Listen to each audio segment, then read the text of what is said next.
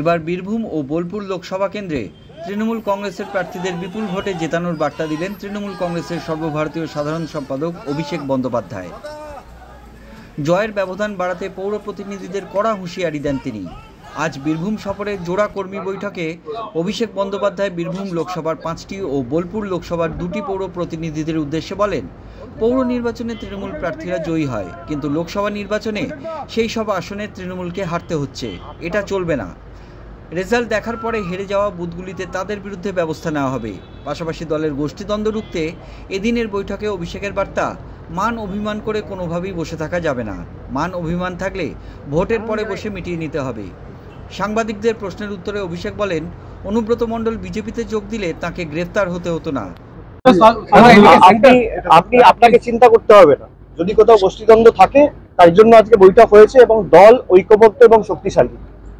আপনাদের যদি কষ্ট হয় যে তৃণমূলের গোষ্ঠীদ্বন্দ্ব হচ্ছে, তৃণমূলের দুর্বল হচ্ছে,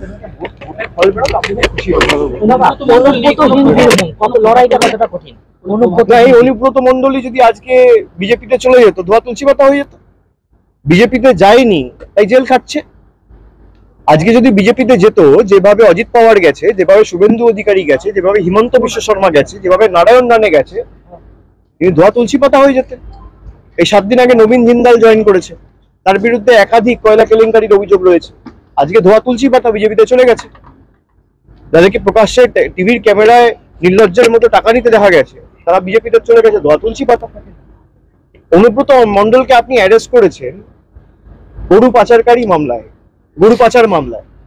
আপনি দেখুন, এখানে 10 দিন আগেও মেমারিতে ইউপি বিহার থেকে গরু আসছিল, পশ্চিমবঙ্গ পুলিশ ধরেছে। পশ্চিমবঙ্গ পুলিশ ধরেছে। আপনি হাইকোর্টে যান, যদি একটা বিজেপির লোককে সামন করে হাইকোর্ট স্টে করে দেবে।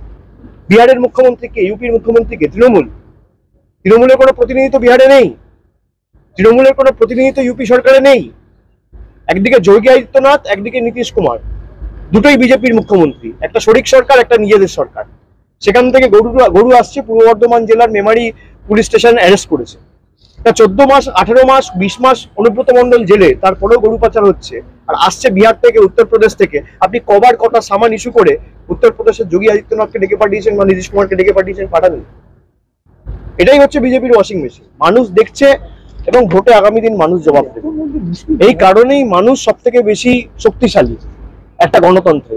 ইডি সিবিআই শেষ কথা বলে না, শেষ কথা সাধারণ জনতা বলে, জনতা জনার্দন বলে, এবং মানুষই আগামী দিন জবাব দেবে। News web India, Birbhum.